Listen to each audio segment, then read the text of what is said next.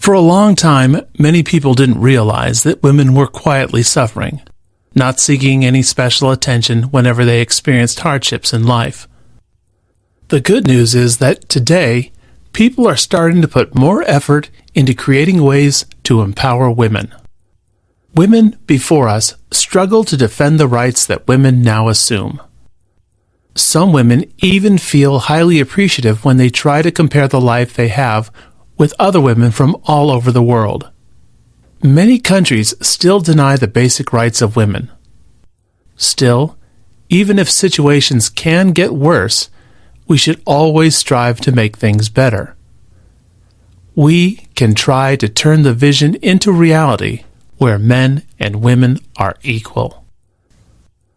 Unfortunately, men still rule the world. There are only a few countries governed by women. Although women are continuously surpassing men in terms of educational achievements, the progression towards the top of industries has ceased. This means the voices of women are not equally heard when making decisions that influence the world. In the workforce, things remain the same. We must face the obstruction of our revolution. If we truly want an equal world, women should be running half the countries and men should be running half the homes. This way, the world will surely become a better place for all. More women should aspire to leadership roles where they can strongly voice their needs or concerns. This can be a good step towards improving their conditions. But first, we must think of ways to remove the barriers that prevent women from reaching the top. Women are confronted by real obstacles in terms of their professional life. They have a constant need to prove and validate themselves, far more than men. In fact, it has been reported that when it comes to promotion, people see men's potential while they only see women's past accomplishments. The hurdles that live within them also restrain women. They hold themselves back in various ways. They lack self-confidence, and they seldom raise their hands. Instead of leaning in, they are always pulling themselves back. They believe it when society tells them it's wrong for women to be aggressive, outspoken, or more influential than men. Because of this, they have lower expectations when it comes to their own achievements. To gain power, women need to know that it is possible to eliminate these internal hurdles. This book identifies several complex challenges that they face and centers on the changes and differences that can be made. This doesn't offer perfect solutions, but it stems from data, research, observations, learning, and experiences. This book is for every woman at any stage of her life and career who aims to make it to the top or simply go after her goals. Likewise, this is for every man who wishes to further understand the struggles that women face so he can help create a truly equal world. This doesn't mean that everyone should have similar objectives. Some people get satisfaction from living life just the way they want to. Each of us has our own specific path, and we determine which goals suit our lives, dreams, and values. Hopefully, this book inspires not just women, but also men. This is a conversation that cannot be ignored. We need to keep fighting for every right we have, especially women's rights. It's how we can move one step closer towards true equality. The leadership ambition. What would you do if you weren't afraid? Sheryl's grandmother, Rosalind Einhorn, came from a poor family living in a tiny, crowded apartment near their relatives. Those relatives called the boys by their real names, while the girls were only addressed as Girlie. At the time of the Depression, Rosalind left high school so she could assist in their household, helping her mother resell undergarments for a small profit. During that time, boys weren't pulled from school because their education was considered the hope of their family so they could climb the social and financial ladder. Meanwhile, girls' education was of little importance. They were only expected to manage a decent home. Fortunately, Rosalind was given the chance to go back to school. She even graduated from UC Berkeley. After college, she worked selling accessories and pocketbooks at David's Fifth Avenue. When she left her job for marriage, family legend claimed the business owner needed 4 people to take her place. Years later, she displayed her wisdom regarding business to help save her family from bankruptcy. She emphasized education for all her children. Sheryl's mother attended the co-ed University of Pennsylvania, where she studied French literature. After graduating, she studied the American workforce and came to believe that women only had 2 options in terms of career: either nursing or teaching. Her mother chose to teach. When she became pregnant with Sheryl, she dropped out of her PhD program. Back then, husbands were thought weak if their wives helped them support their families. Although Sheryl was raised in a conventional home, she and her siblings were taught how important it was to do great in school and do equal chores, as well as to participate in extracurricular activities. Although Sheryl wasn't particularly athletic growing up, she was raised to believe that girls can do anything that boys can do. She was welcome to choose any career path there was. In college, all of her classmates paid equal attention to academics. Males and females challenged one another in activities, classes, and even job interviews. It seemed the playing field had been leveled. Yet, 20 years later, the world hadn't changed all that much. Her male classmates had gotten jobs in a professional environment, while her female counterparts either worked outside the home or became full-time mothers staying at home. Women who are highly trained are leaving the workforce.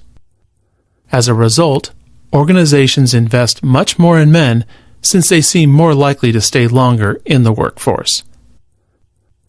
Many women strove to give more women choices.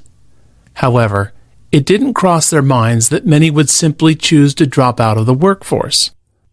Combining personal and professional goals appeared to be more difficult than they had expected. The workplace wasn't able to provide the flexibility that women need to fulfill the responsibilities at home. Women, without a doubt, possess the skills needed to lead in the workplace. Even though they are already surpassing men when it comes to academic achievements, they still remain unacknowledged inside the workplace. They are discouraged from taking risks or promoting themselves. Many women are professionally driven, just like men, but more men aim for the superior jobs. Compared to women, men find it more appealing to have powerful, challenging jobs with more responsibilities. They consider it a priority to strive for a managerial position. Nevertheless, change is beginning to happen since more women are finding it important to be successful in their high-paying career. Still, there remains a gap in leadership ambition because millennial women don't really see themselves as visionaries or leaders. Also, in our culture, being remarkably ambitious isn't entirely a compliment for women. On top of a woman's career, marriage continues to be emphasized. Society stresses that it would be less likely for women to find suitable men if they go after their career. However, ambition isn't really the problem. It's just that women are more knowledgeable about various and more significant goals. There are numerous ways to have a great impact, not just aspiring for leadership roles. Still, societal expectations inform the way people consider their accomplishments. Girls receive messages that clearly discourage leadership rather than praise their motivating outer traits. For instance, a girl trying to lead is called bossy, but it's unlikely for boys to be tagged as bossy since being a boss is neither offensive nor surprising.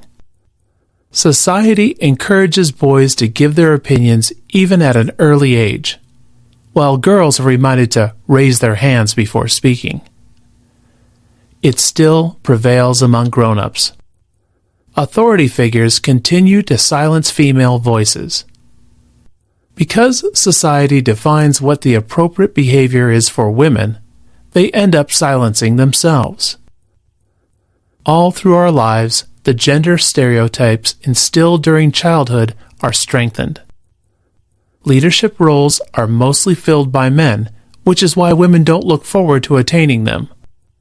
People believe women earn less because men usually earn more. The basic impression for men is that they can have both a satisfying personal life and a flourishing professional life. Meanwhile, the impression for women is that it's difficult and even impossible to have both. It's a great thing that today, women no longer need to worry about having both their families and careers. They can become successful no matter what they choose to do, whether it's having professional or personal fulfillment or even both. Sit at the table. A couple of years back, Sheryl arranged a meeting, inviting several executives for a discussion concerning the economy. She turned to the women and encouraged them to sit at the table alongside the men, but they refused and remained seated at the side of the room. When the meeting was over, Sheryl explained to the women that they should have joined the others at the table since they were publicly welcomed. The women seemed surprised at first, but they agreed afterward. It was a moment where Sheryl witnessed how women's internal hurdles can change their behavior. Aside from dealing with organizational issues, women are also fighting a battle that's deep within them. When she was inducted into the Phi Beta Kappa Honor Society in college, their keynote speaker explained that many women feel ashamed and undeserving of recognition instead of believing they're worthy of it. Regardless of their expertise in their chosen fields or having great accomplishments, they feel like imposters with insufficient skills and abilities. This circumstance, where competent people are haunted by a sense of self-doubt, is called the imposter syndrome. Everyone is prone to it, but women are more likely to face it and be restrained by it. When women feel as if they're a fraud, it's a sign of a much greater problem. They are constantly underestimating themselves. In fact, studies found that women frequently believe their job performance was worse than it really was, while men believe their performance a lot better than they really did. In terms of success, men acknowledge their own natural skills and qualities, while women credit their success to external factors, saying they worked hard, they simply got lucky, or they had support from others. When it comes to failure, men simply say they didn't study hard enough or the topic wasn't interesting for them, while women believe it's because they lack a certain ability. Even media and colleagues give credit for women's accomplishments to external factors. This, in turn, breeds insecurity, which harms future performance. It wasn't until Sheryl heard the speech in college regarding self-doubt that she realized the real problem was not feeling like an imposter, but that she could feel something deeply and profoundly and be totally wrong. When she thought of her brother, raised the same way she was, but possessing far more confidence, she realized women are the ones who typically doubt themselves. Her experiences taught her that she needed to make certain improvements both intellectually and emotionally. While it can be quite difficult to get rid of self-doubt, she could object to the idea of always heading for failure. We all have met or know overconfident people who don't deserve to feel that way, as well as people who are capable of doing more if they just learn to believe in themselves. People who think they will fail are really doomed to failure. Whenever you're not feeling optimistic, faking it can sometimes help. In fact, the strategy of faking it is backed up by research. A study shows that when people take on a high-power position for a few minutes, the levels of dominance hormone rise and the levels of stress hormone decrease. This makes them feel more in control and powerful, and they can tolerate greater risk. By simply changing their posture, they are significantly changing their attitude. Confidence is essential to get more opportunities. Since opportunities aren't always offered, you must grab them. When Sheryl was working at Google, she noticed that men were reaching for opportunities faster than women. They were also quicker to pursue opportunities for growth and believe they could do more. The women were more careful in terms of changing roles and searching for new challenges. In this fast-paced world, it's really important to grab opportunities. When someone jumps on an opportunity, that opportunity can eventually become his job. You don't just sit and wait for someone to tell you what you should do. You have to keep on grabbing opportunities. The ability to learn and contribute is what matters. Being able to learn is an important trait a leader must have. Women not only fail to lead, but they also fail to take note and correct this gap. When Sheryl gave a talk about gender issues at Facebook, a woman approached her later that day to tell Sheryl that she had learned to keep her hand raised. She explained that when Sheryl had announced she was almost done taking questions at her talk, women immediately put their hands down, while men kept their hands raised, and Sheryl continued answering their questions. People and institutions need to see and correct this behavior by promoting, encouraging, and supporting more women. Women also need to keep raising their hands so other people will start noticing. It's important for both men and women to recognize success and thank the people who offered help and gave their support along the way. No one succeeds alone. Even Sheryl believes that she needs to trust her own skills to grow. Success and likability. In 2003, two professors conducted an investigation to examine men's and women's judgments within the workplace. It was a case study regarding the life of Heidi Roizen, a real-life entrepreneur. A section of students was assigned to look through Heidi's story, while the other section was given the very same story, except the professors changed the name to Howard. The students admired both individuals, but Howard seemed to be a more desirable colleague.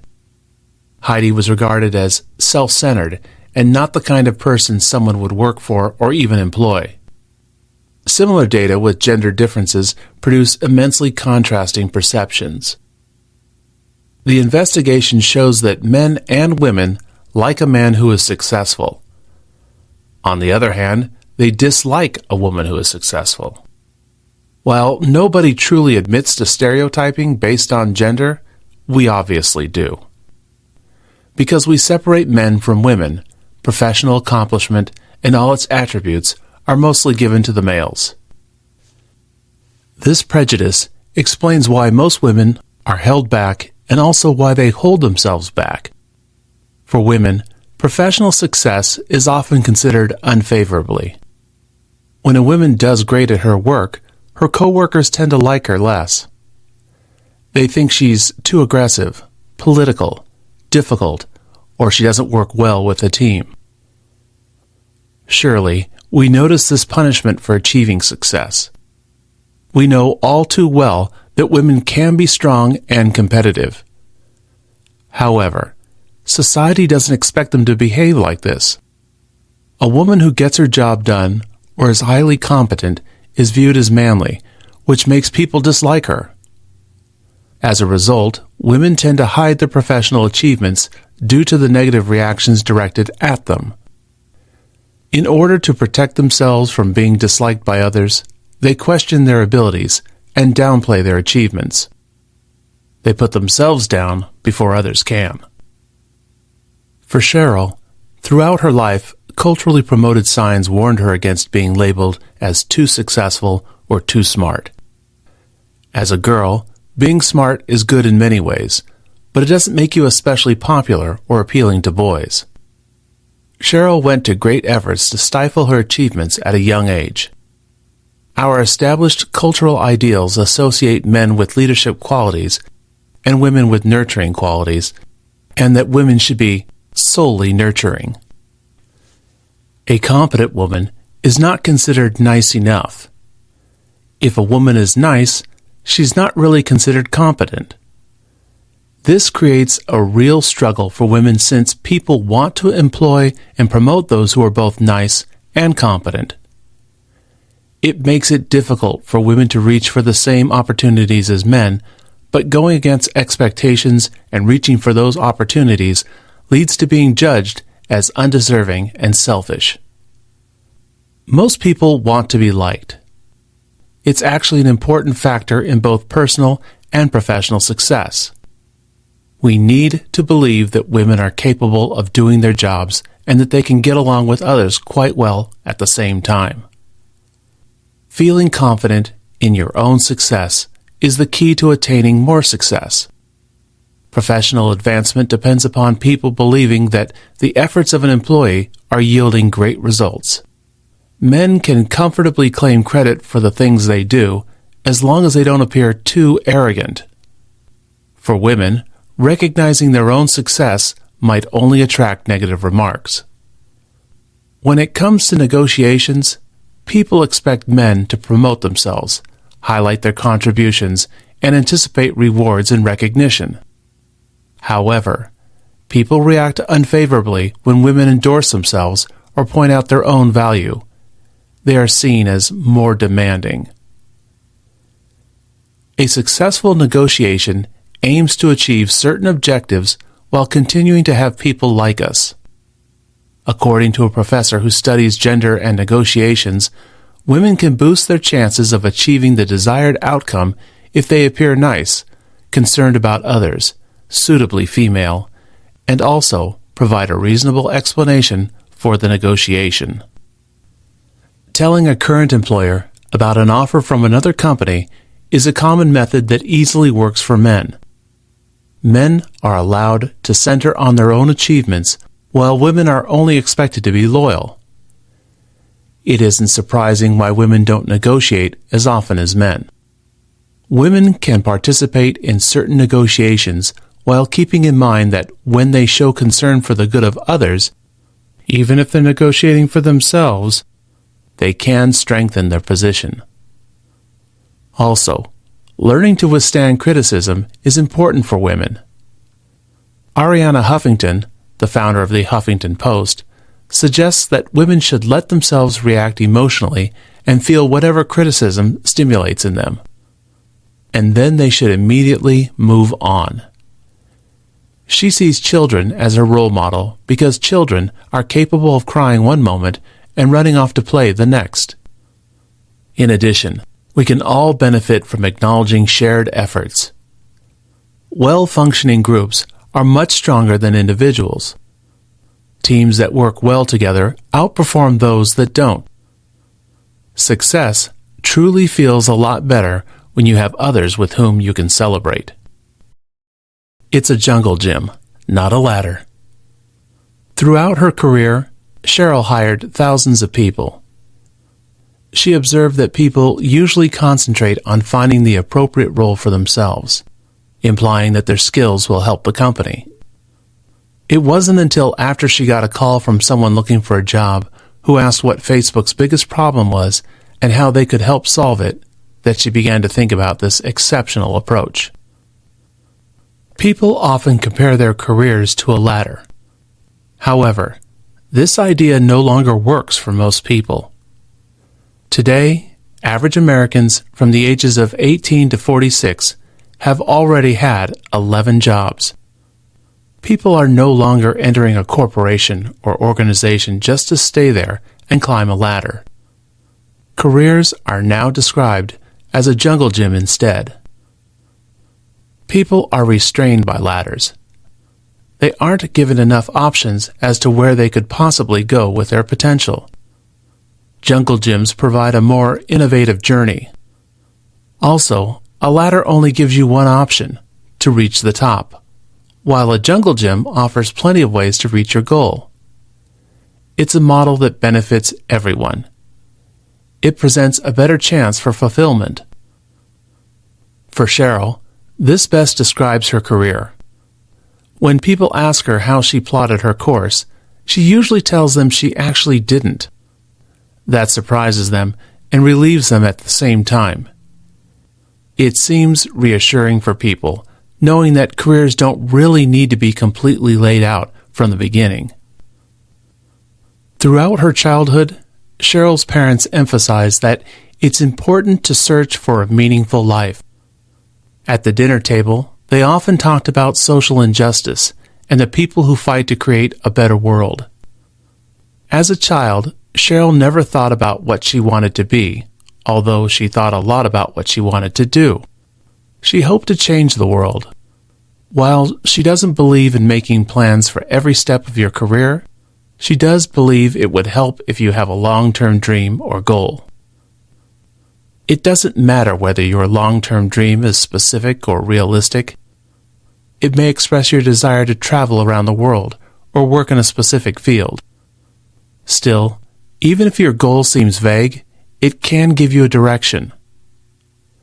The first job she took was at the World Bank as a research assistant and later joined a health field mission to India to learn more about the bank's true mission, which is to lessen global poverty. Her team worked toward eliminating leprosy, which was endemic in the most distant and poorest regions of India. Upon returning, she was planning to attend law school, but an economist at the World Bank persuaded her to enter business school instead because he felt that would be a better option for her. After attending business school, she eventually served as a special assistant to the Deputy Secretary of the Treasury Department. During those years, she watched the first technology boom and thrive from a distance. Its impact was evident and appealing. Technology was changing communication and transforming lives everywhere. Her long-term dream instinct kicked in, and when President Clinton's administration ended, she found herself out of a job. She moved to Silicon Valley. After some time searching for employment, Google's founders offered her a job. However, after comparing it with her other options, the job they offered wasn't completely clear to her. Eric Schmidt, Google's CEO, whom she had met several times when she worked at the Treasury, then explained to her the only thing that matters when choosing a job is fast growth. Eric told her, if you're offered a seat on a rocket ship, you don't ask what seat, you just get on. In that moment, Sheryl made up her mind. Even though Google was small and disorganized, it had a mission she deeply believed in. She took the job. In any field, there exist jobs that offer more growth potential than others. People in older industries can search for rocket ships, departments or units that are expanding, inside their workplace. In careers like teaching or medicine, people can find positions where their skills are in higher demand. Sheryl also believes in having an 18-month plan, since 2 years feels too long and a year feels too short, although an exact amount of time doesn't really matter. First, she sets goals for what her team can achieve. Employees who focus on results and significance are considered extremely valuable. It's just good business. Second, she tries to set more personal goals and see how she can improve in the following months. Everyone has plenty of room to grow. In her professional life, she has learned to accept uncertainty and fully welcome it. It's what landed her at Google.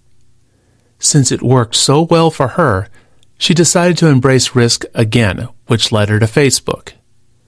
She learned to prioritize potential for fast growth and the company's mission above title.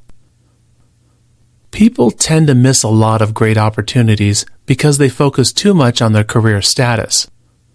Women need to open up and take risks in their careers. If you want to become a leader, you must seek out various experiences. Take risks, choose growth, challenge yourself, and ask for promotions. These are all necessary for managing a career. Don't wait for others to offer you power. Seize it. Otherwise, it might never show up. Are you my mentor? Every time Sheryl gives speeches or sits at meetings, women introduce themselves to her and ask if she could be their mentor. She can't think of any man asking her for the same guidance. While this can be flattering, it can also be uncomfortable. For the past several years, the subject of mentorship or sponsorship has been the #1 topic at any women's career seminar. It's the focus of newspaper articles, research reports, and blogs. Many young women respond to frequently repeated advice telling them that in order to climb the corporate ladder, they need mentors and sponsors. The value of seeking out a mentor became particularly clear to Sheryl when she was invited to speak at Harvard Business School. The men's questions centered on managing a business, while the women focused on maintaining a career. While the men were seeking answers, the women were seeking guidance and permission. It seems that women are often taught to depend too much on others. Clearly, mentorship is necessary. Sponsorship and mentorship are essential for career advancement. Unfortunately, it's easier for men to acquire and maintain these relationships. Studies also show that men are sponsored a lot more, and those who have sponsors find a sense of satisfaction in terms of their levels of advancement. Since it's difficult for women to get mentored and sponsored, they tend to become more active in finding people to guide them. The truth is, a strong relationship comes from a real and deserved connection, which both sides usually feel. Sheryl has been fortunate to be guided and supported throughout her career. Influential people have encouraged her, introduced her, and been good examples to her.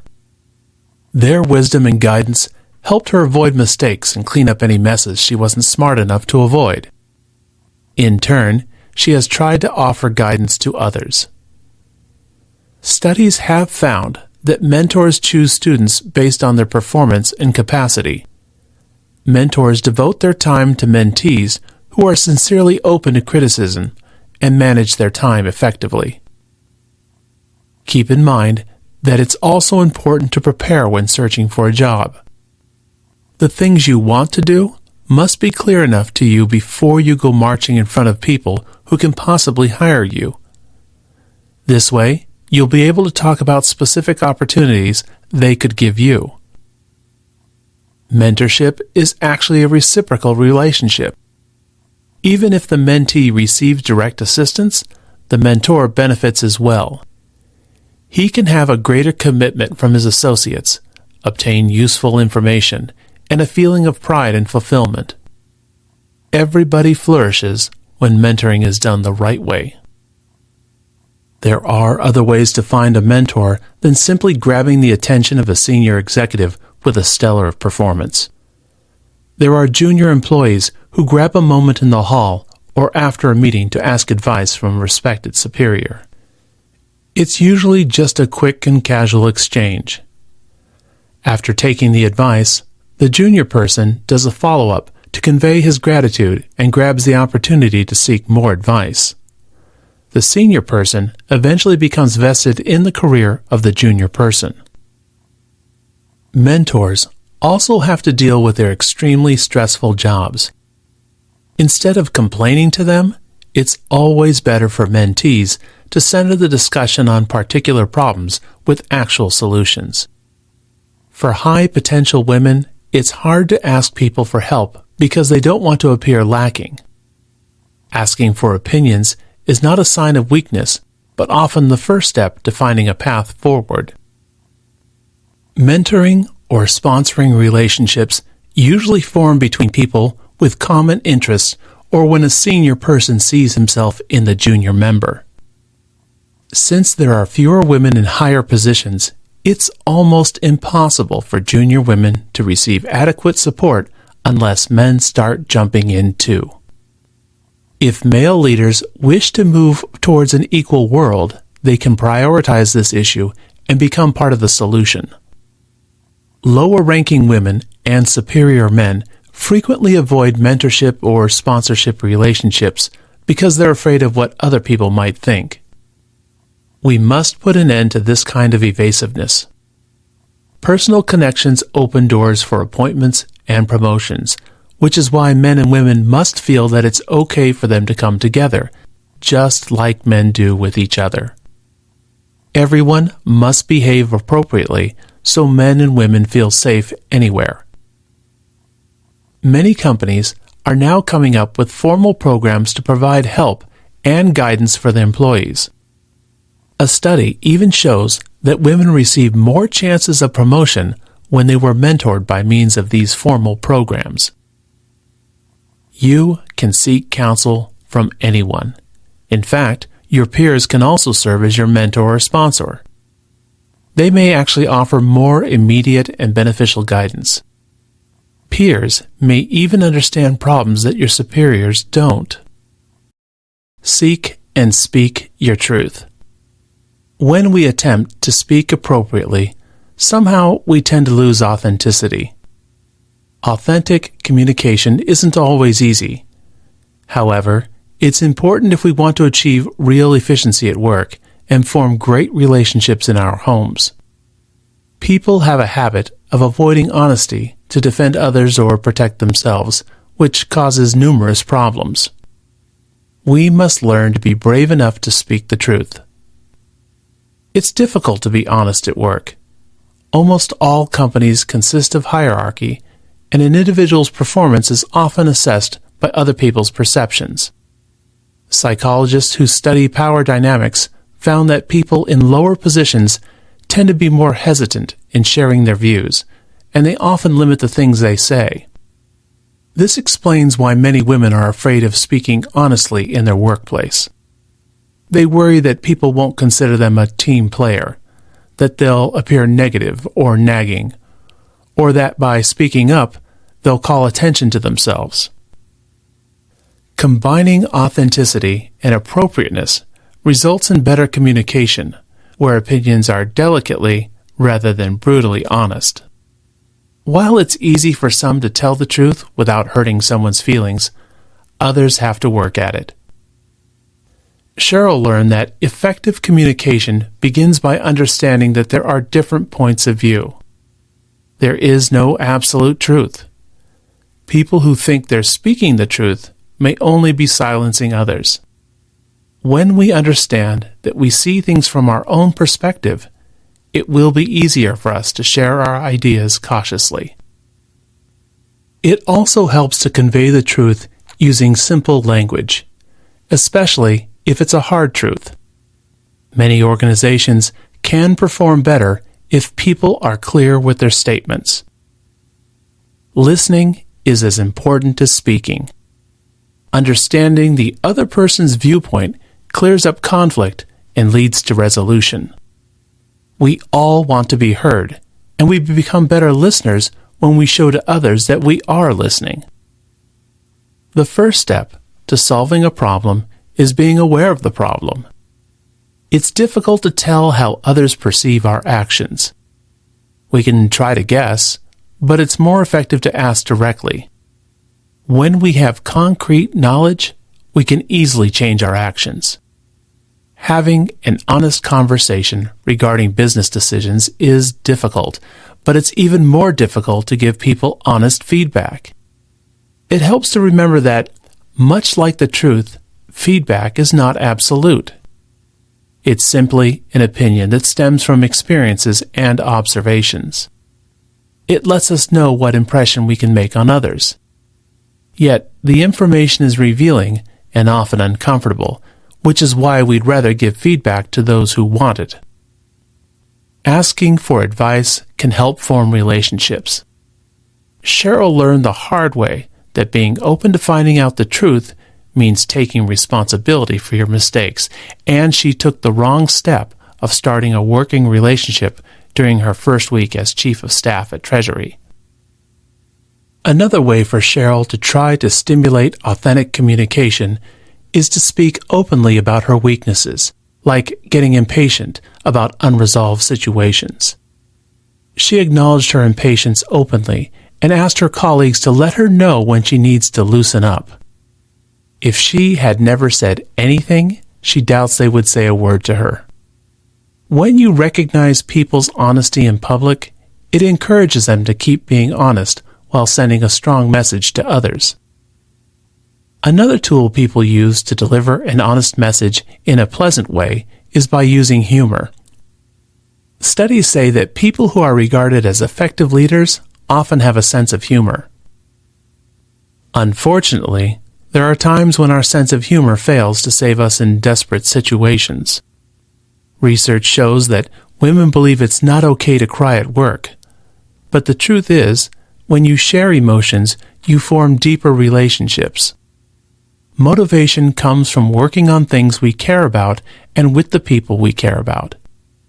Emotion drives both men and women and influences every decision we make. Being able to talk about emotions makes us better partners, managers, and peers. Being professional doesn't always mean being organized, focused, and keeping your personal life separate. An all-business approach isn't always good business. Sometimes you need to take a moment to connect with people before diving in. Sheryl truly believes in bringing our entire selves to work.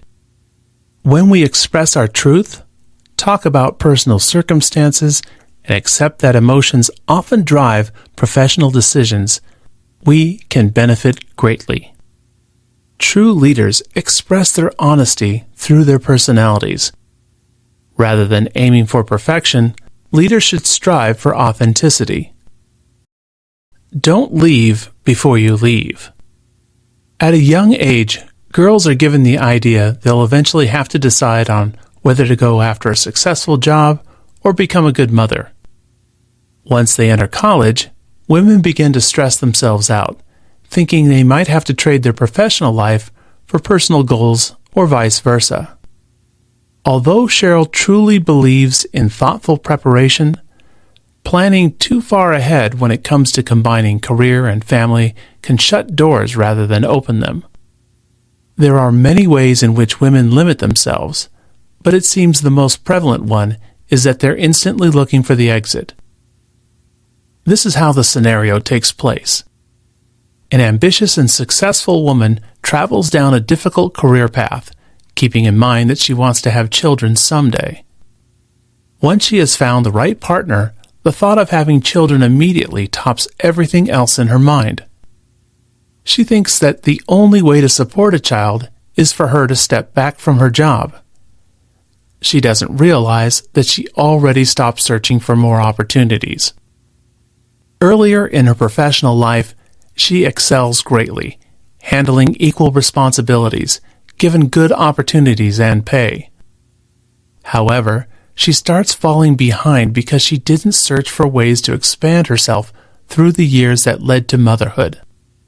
The moment she goes back to her workplace after giving birth, she tends to feel unfulfilled, undervalued, or underutilized.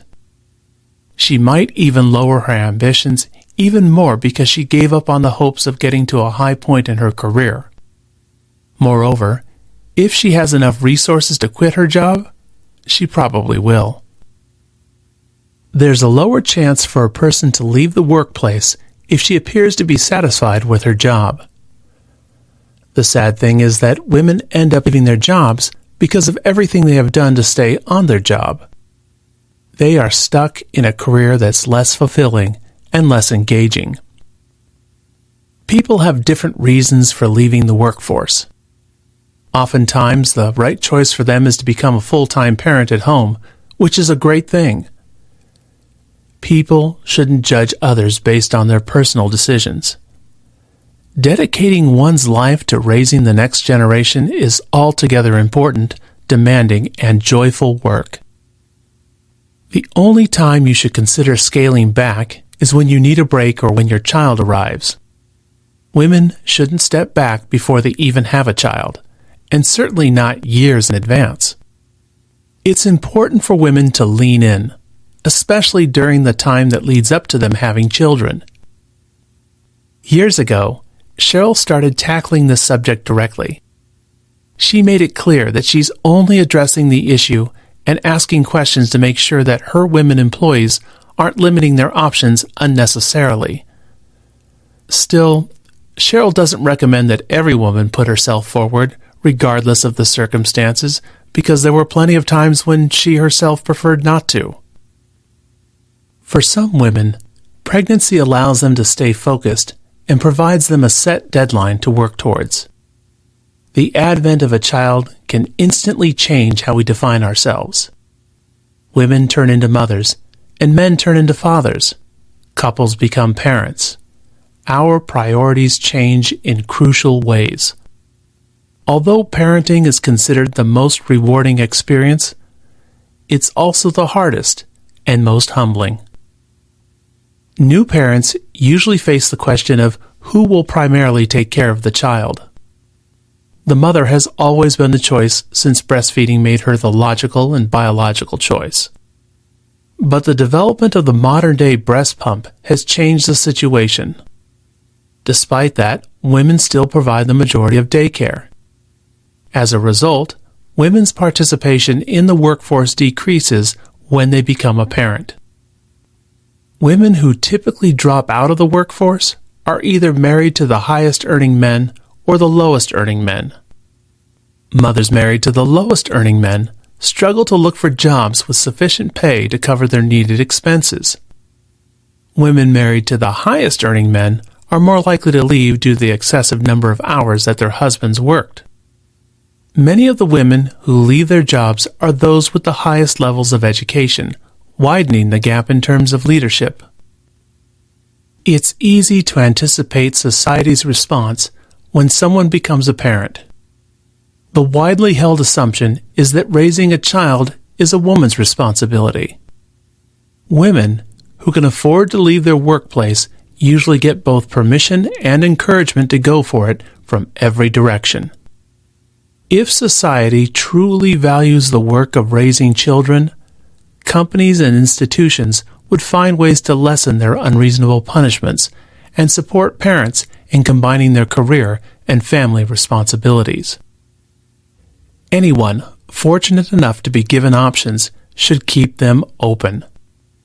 Don't enter the workforce and then look for the exit right away. Go up. Just keep moving forward until you get to the next time where you have to make a real decision. Make your partner a real partner. For Sheryl, motherhood brought her a lot of amazing experiences. However, giving birth was extremely difficult, so much so that during labor she injured her leg and was on crutches for a week after leaving the hospital. Usually, it's the mother who takes care of the new baby, but because of her injury, it was her husband who primarily took care of their newborn. Sheryl's husband actually taught her how to change diapers when their son was 8 days old. They hadn't planned that role reversal and joked that if they had, they would have been geniuses. An interview with a PhD candidate regarding working couples overwhelmed her and made her realize that she and her husband weren't truly prepared to deal with certain responsibilities. They had spent plenty of time talking about how they would do things, but it was all in the abstract.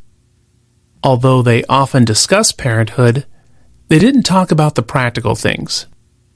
Their experiences made it even harder for them to know how to cover the specifics. They had very little idea of what they were facing. They were also in denial of the tremendous change that would be happening in their lives, which was fast approaching. They weren't even working in the same city when Sheryl got pregnant. She was in Northern California while her husband was in Los Angeles. They decided to settle in the Bay Area to have a life together. They had a certain pattern of doing things that continued after their marriage. Still, her husband wasn't around all the time, so the major task of taking care of the child fell to Sheryl. She eventually felt they had an uneven division of labor, and it was hurting their marriage. Even with the help of a nanny, their problems couldn't be solved. In just a short amount of time, they had fallen into the traditional and unequal gender roles. Even public policy promotes gender bias. According to the U.S. Census Bureau, mothers are considered the assigned parent inside the home even when both parents are present. Some men even feel like they're babysitting when they're watching over their own children. Nevertheless, while mothers seem more likely to be nurturing, fathers are capable of matching the same skills with effort and knowledge. We must challenge the common assumptions if we wish to see more women succeed at work and more men succeed at home. Both men and women must be empowered at work and at home. We don't always have to follow biology. It simply requires the willingness of the mother or the father to make a difference. We overcome biology with consciousness in other areas. We try to use willpower to go against biology. It simply requires a willing mother and a willing father. It doesn't always have to be the mother who remembers what to put in their child's lunchbox. Finding a genuine partner doesn't have to be a rare occurrence. It's typical for women to be viewed as nurturing, but we don't really expect men to be the same. Anyone who wishes to have a real partner needs to treat him as though he is equally capable. If they want to share responsibilities, they must truly share responsibilities. Each partner needs to be in charge of specific activities. Otherwise, one would have a tendency to feel as if he's doing his partner a favor, rather than offering to do his part. A lot of things can change in positive ways if partners learn to share the burden of accomplishing tedious tasks. Sheryl believes that choosing to have a partner in life, or who that might be, is the most important decision a woman has to make. Contrary to what our society thinks, many successful women in business who are taking on leadership roles have life partners who constantly support them in their career. Studies have found that children gain benefits from having a loving and involved father at home. Their psychological well-being is higher. They have greater educational achievements, better mental skills, lower rates of misconduct, and they are socially competent and more empathetic. Unfortunately, fathers don't take a lot of time off work for their new child. Men who wish to completely resign from their jobs to dedicate their lives to taking care of their children also face a great deal of negative societal pressure. It's a punishment for women when society believes they are more devoted to their family over their jobs. Employers assume they are not dedicated enough when seeking professional jobs. On the other hand, society expects men to prioritize their career over their personal achievements, which makes them feel less valued or fulfilled. If you want to find the right partner, make sure that you both seek an equal partnership. Find someone who supports women who are smart, ambitious, and opinionated. Look for someone who gives importance to fairness and is willing to do his part inside the home. Good men still exist. Equality between partners leads to happier relationships. Having true partnership also sets a good example for future generations. Women need to pursue what they want for their careers, while men need to strive to do well inside the home. The myth of doing it all. The belief that someone can have it all sets a trap for many women. No one can really have everything despite everything we have or how much we appreciate every single thing.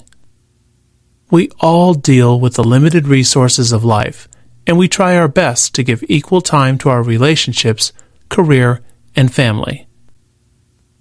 The idea of having everything is a myth.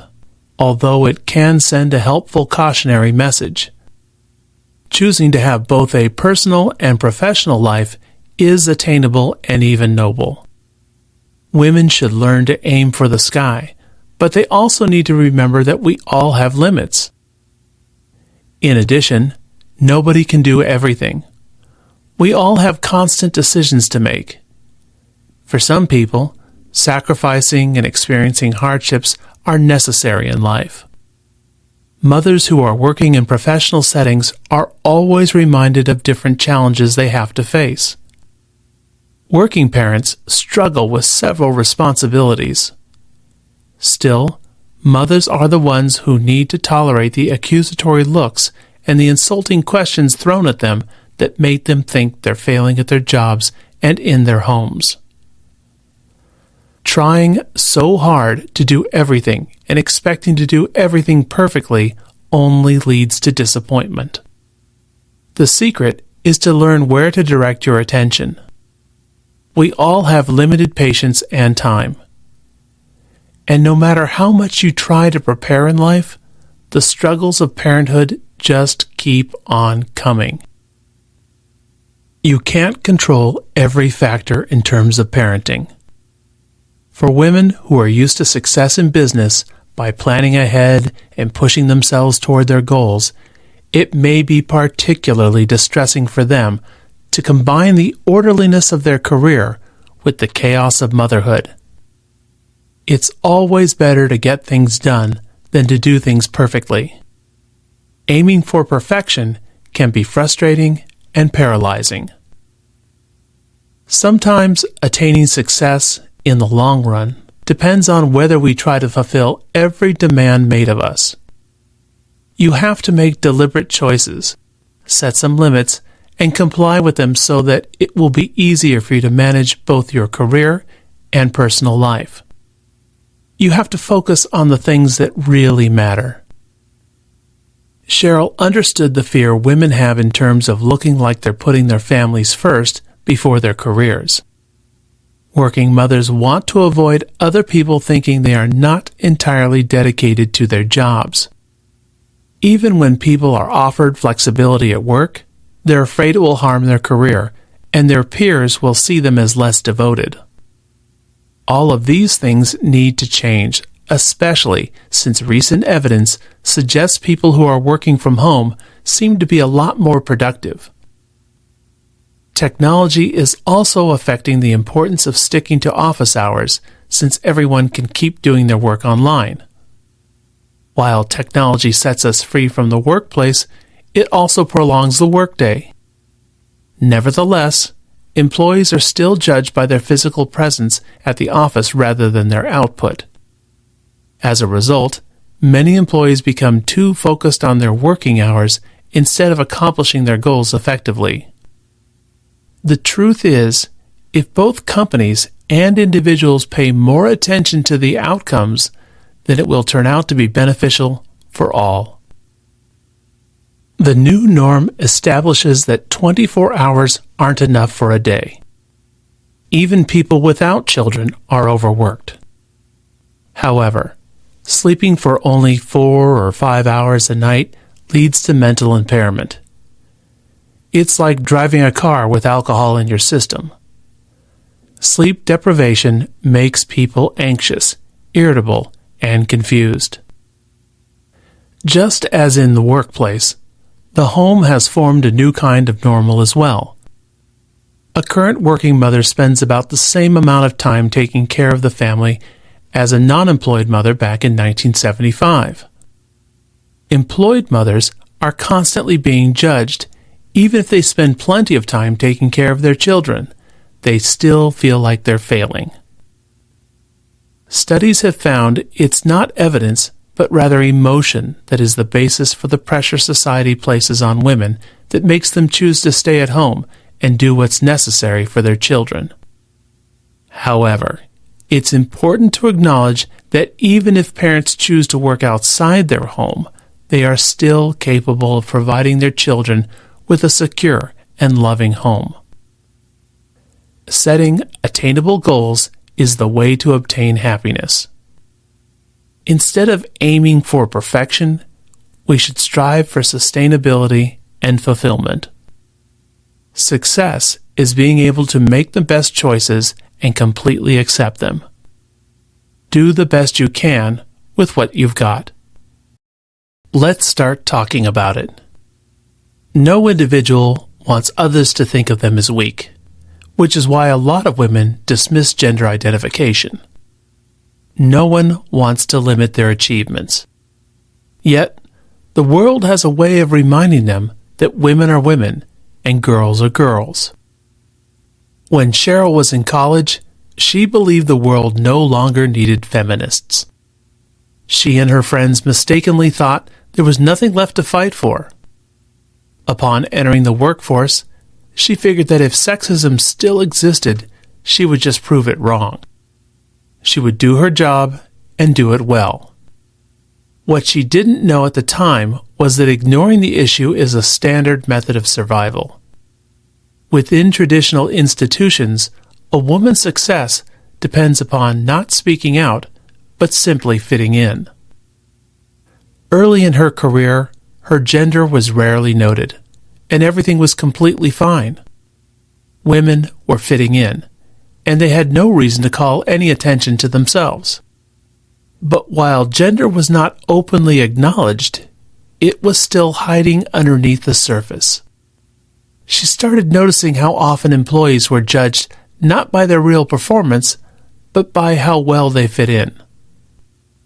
When Sheryl was invited to speak at the Women's Media Center in New York, she began her talk by explaining that women were taught to fit in when it comes to business, but that she was starting to believe that might not be the right way. Men and women differ in behavior, and there's a difference in the way others consider their behavior. We need to be able to talk about gender without people thinking that women are only crying for help or asking for special treatment. We need to break up the status quo. Staying quiet and fitting in may have been all the first generations of women could do upon entering corporate America. In certain circumstances, it might still be the safest way. However, this strategy is not paying off for women as a group. Women need to speak out, identify the barriers holding them back, and find solutions. Many things can change through several encouraging techniques or small interventions. They can push people to act in various ways during crucial moments. Simply talking about these patterns of behavior makes people become aware of the issue. Talking can change minds, which leads to changes in behaviors and institutions. It isn't easy. The topic itself expresses a contradiction. It causes us to accept our differences even as we seek to be treated equally. Women are worried that they will appear unprofessional or that it will seem they're blaming others when raising gender issues. They're afraid that if they speak up, the situation will only get worse, or they'll end up being punished or fired. Shutting down discussion only hinders progress. Since the majority of managers are men, they need to feel comfortable addressing these issues directly with their female employees. One obstacle is that many people think the workplace is a political orientation. We see individuals rather than groups and determine different outcomes based on merit, not gender. Men with power can be blind to the disadvantages associated with being a woman. Women also believe that men at the top deserve to be there, so they try to keep up with the rules and work harder to advance. Everyone ends up upholding an unjust system. Gender doesn't have to be instilled into every discussion. Today, mentioning gender in work situations often makes people visibly uncomfortable. Many institutions have worked hard to sensitize people to these issues, but they have also raised the prospects of legal action, which can create real barriers to these conversations.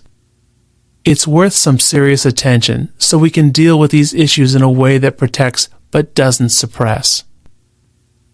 Gender bias exists. Our preconceived ideas about both genders affect the way we judge and interact with our colleagues at work. Thinking that we are objective can actually make things worse, creating a so-called bias blind spot. It causes people to become so confident about their own powers of objectivity that they fail to correct for bias. The goal is to give women something men tend to receive automatically, which is the benefit of the doubt. Women shouldn't be afraid to ask, even if it seems like a long shot. Being direct and honest can lead to opportunity. Most jobs will entail some sacrifices. You just need to avoid making pointless sacrifices, and that will be difficult since our culture gives high regard to absolute commitment. We have a long way to go before flex time is accepted in most workplaces. It will only happen if we keep raising the issue. The discussions may be difficult, but there are plenty of benefits that will come from it. We can't change what we are unaware of, but once we recognize the problems, we can't resist change. Social rewards must be seized. Leaders of the women's movement spoke out loudly and bravely to demand the rights that women now have. Creating an equal environment will not only result in better performance for our institutions, but also greater happiness for all. Working together toward equality. Women today are far stronger and wiser than before.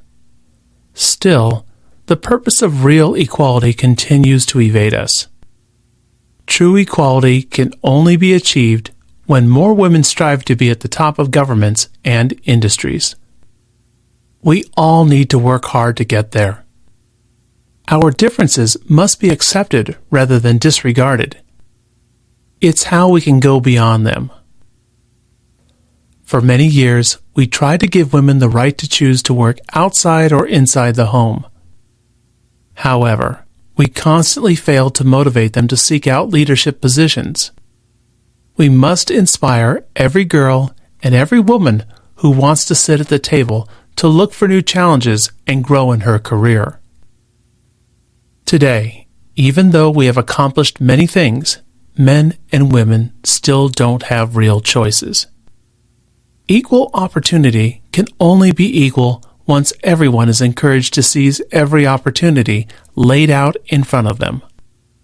This is how both men and women can achieve their highest potential. This will only be possible if we all work towards the same goals together. Men must support women, and women must support other women as well. If we learn to stand alongside each other, everything will be better. Oftentimes, women in higher positions receive greater scrutiny. Since most leaders are men, we can't generalize from any one source. However, because there are only a few female leaders, one woman seems to represent her whole gender. While it is completely unfair for the individual, it also strengthens the idea that women who are successful are unlikable. We should aim to settle our differences right away. When we don't agree with others, we must remember to focus on our common goals. This isn't a way to avoid debate, but a way to have a more constructive discussion. It's sad to admit, but sometimes women are not allowed the chance to gain power because of other women who are already in authority. Instead of going hand in hand to stand against an unjust system, women often think they are competing with one another. While it no longer makes sense for women to become rivals, some still end up competing against each other. When a woman holds another woman back, it's nothing but tragic. The consequences go beyond solitary pain. Women don't realize they're only echoing unappreciative cultural attitudes. In the end, women don't just become the victims of gender bias, they also become the guilty party. There's still hope that things can change. In fact, a survey shows that women who work in business are reaching out to help other women develop their skills and talents. If more women continue to help each other, then we can further help ourselves. If we work together, we can produce positive results. This also includes men who truly care about achieving equality. Gender shouldn't be an excuse to treat others dismissively or negatively. We must expect professional behavior and show kindness to one another. If men want to help change the leadership percentage, they can do so by actively seeking qualified female candidates to hire or promote, or start mentoring, sponsoring, and recruiting women so they can obtain the needed experience. Women have been working throughout their lives to make sure they're not failing those who made it possible for them to go after their ambitions. Feminism was meant for people to be free and capable of making choices without any guilt. Society has been downgrading the contributions of people who aren't paid for their work. All we want is to feel comfortable and contented with the decisions we make and to be understood by everyone around us. We should aim to support one another. We can only achieve true equality when we put an end to the stereotypes that prevent us from developing our potential. We should utilize our energy to break this cycle. Our goal is to create a better world where there are no social norms to rule our lives, a world where we are simply expected to share our talents, passions, and interests. It's time to put an end to the notion that women can't do what men can. If we truly look forward to having a better and equal world, then there's no excuse for not promoting ways to empower women. Believing that things can be done assures that things will be done. Women should not be afraid to aspire to leadership roles. If given equal chances, they can certainly prove that they have the same skills needed to lead as men. They must be welcome to sit at the table because women's voices are essential if it's truly in our good intentions to consider what's best for everyone. Rather than putting negative labels on someone based on gender, we must learn to appreciate his or her accomplishments because, in the end, a person's contributions are what benefits us all. It shouldn't matter which gender gets to the top. The ability to make a difference to create a better world should be our top priority. Success is not a one-way street. Women should not be limited by the things society thinks they should do. Like men, they have the right to take charge, and whether we admit it or not, some women even deserve to lead more than some men. In order to become true leaders, sometimes we must strive to have authentic communication with one another more than perfection. This way, women would have the courage not to silence themselves or hold themselves back. Men need to encourage and support more women to achieve true success. Being a mother shouldn't strip any opportunities from women. In fact, it's a good reason for women to grab opportunities and not leave the workforce if they don't want to.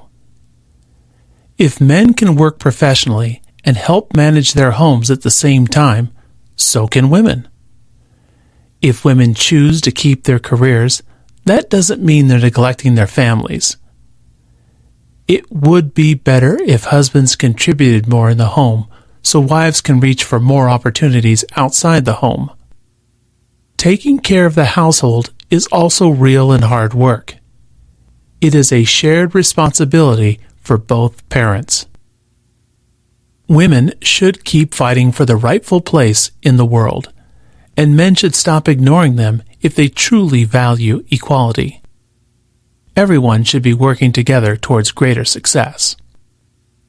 Hopefully this book inspires women to chase their dreams, form a path in spite of the hurdles, and reach their maximum potential. Exploiting the abilities of every individual will surely lead to more productive organizations and happier homes. There are no more reasons for children to be held back by stereotypes. If women continue to lean in, opportunities will expand for all. Equality will exist. We can finally bridge the gap in terms of leadership. Every person's success can make things easier and simpler for generations to come. Soon enough, we won't need male or female leaders, only leaders. The moment women lead more in the workplace and men contribute more in the home, there's no doubt that this world will become a whole lot better.